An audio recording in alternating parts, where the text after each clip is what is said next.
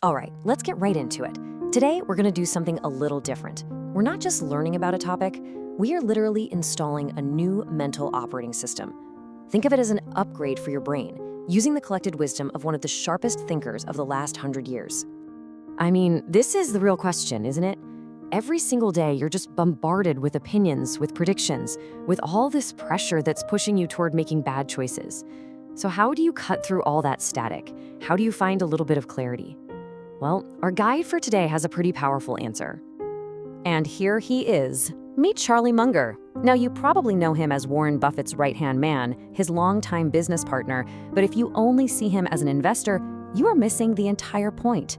Munger was an architect of a better way to think. He was a master of avoiding stupidity, which, as he saw it, was way more important than trying to be brilliant. This, right here, was his core philosophy. It's not about these grand overnight leaps of genius. No, it's about the steady, day-by-day compounding of wisdom. And this one idea? Well, it's the foundation for the entire Munger operating system we're about to install.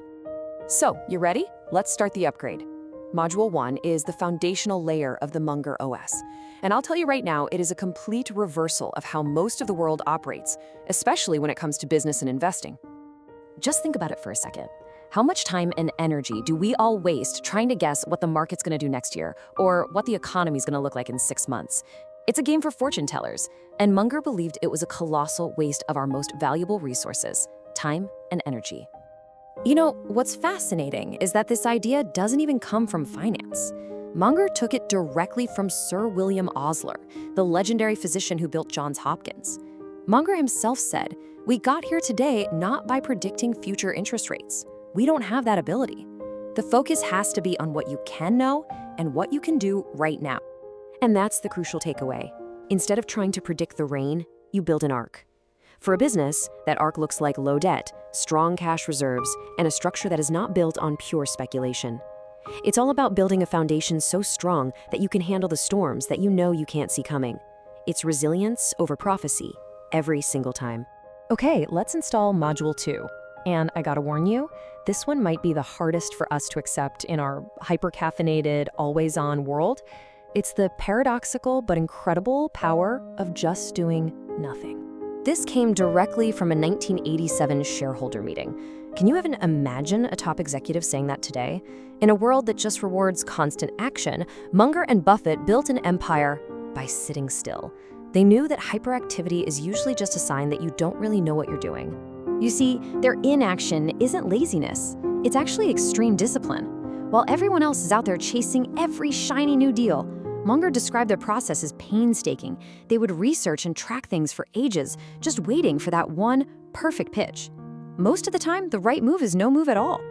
And this slide really nails the contrast. On one side, you've got the typical Wall Street approach, right? Constant trading, endless meetings, just a flurry of activity to justify the fees. And on the other side, you have the Munger OS. You wait, you watch, you learn. And then when that perfect, unmissable opportunity finally shows up, you strike with overwhelming force. Patience is your biggest weapon. Let's move on and install Module 3. This is all about how to evaluate the single most important asset there is, people. And, as you might have guessed by now, Munger's approach was completely unconventional. So on the left, you've got what most big companies look for: the graduate from a top business school, a perfect resume, someone who says all the right things about modern management theory. Well, Munger and Buffett were deeply, deeply skeptical of this model. They were looking for something else entirely. And there it is. That is the Munger Manager. They weren't looking for credentials on a piece of paper.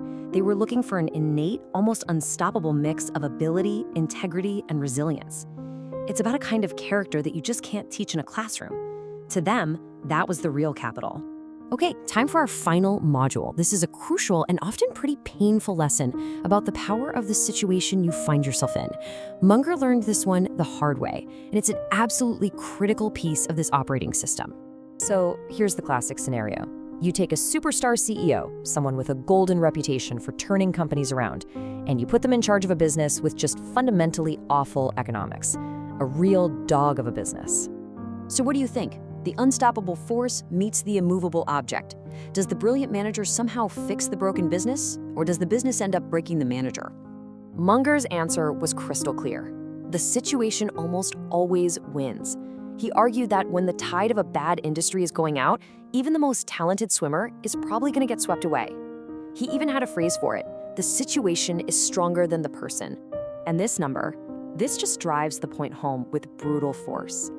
This is the percentage that sales fell at blue chip stamps, a company Munger himself was running. He said he tried absolutely everything to stop the decline, but the company was in a dying industry. No amount of personal brilliance could save it. The situation was just too powerful. And with that, the installation is complete. You now have the core components of the Munger operating system. It's a pretty fundamental shift, isn't it? From predicting to preparing, from frantic action to patient waiting, and from chasing credentials to betting on pure character. So let's just do a quick recap of the 4 modules. Number 1, stop trying to be a prophet and start being prepared. Number 2, understand that a lot of the time, the most intelligent thing you can do is absolutely nothing. 3, look for innate character, not a fancy resume. And 4, recognize that the business you're in is often way more important than how smart you are. And this right here is the master key that makes the whole thing work. Munger always said their success came not from being smarter than everyone else, but from being way more aware of the limits of their own knowledge. This entire operating system is pretty much useless if you don't know where your own circle of competence ends. So I'm gonna leave you with this question.